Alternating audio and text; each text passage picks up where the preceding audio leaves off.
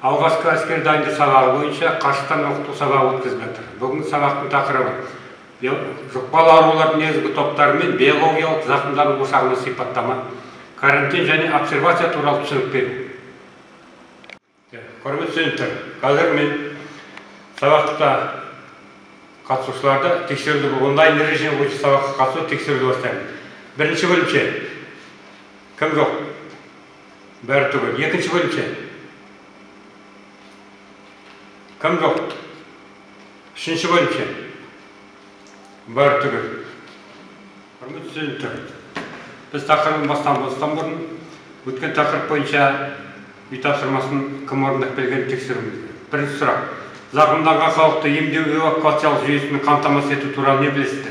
Бірінші бөлімше.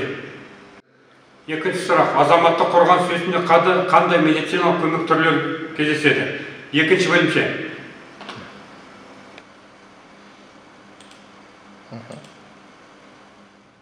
Тақырыбымыз жұқпалы аурудың негізгі топтары мен биологиялық зақымдану ошағына сипаттама, карантин және обсервация туралы түсінік беру.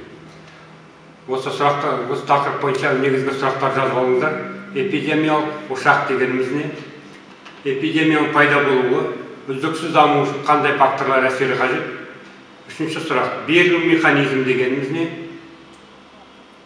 Келесі сұрақ. Берілу механизміне байланысты жұқпалы аурулар неше топқа бөлінеді?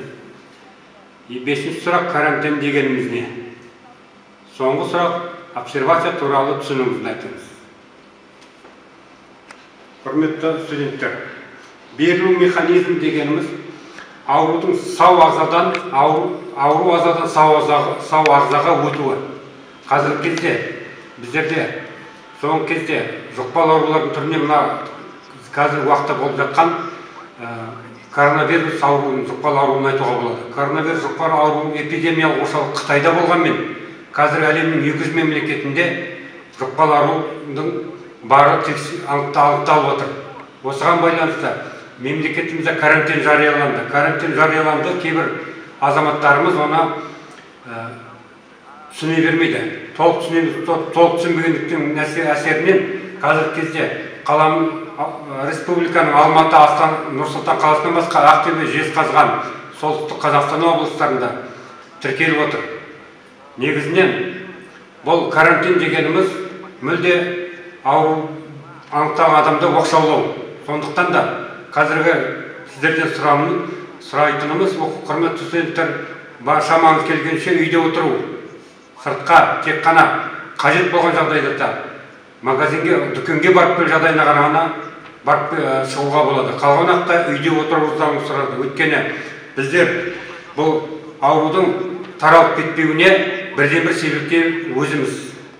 Сонымен бүгін тақырыбын аяқтай келе бүгінгі алған бағаларымыз. Ердоспаева 5, Косалиева 4, Насықпали 4, Амангелдиева 4.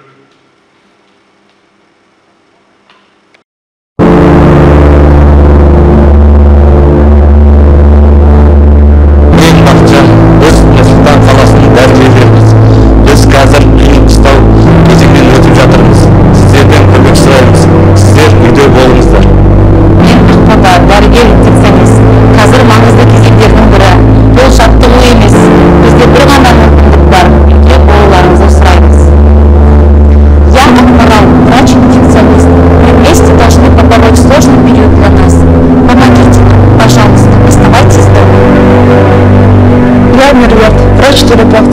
Каждым днем число зараженных пациентов увеличивается. Не будьте одним из них, будьте дома. Мен Жұпаргүл, аға мейірбике.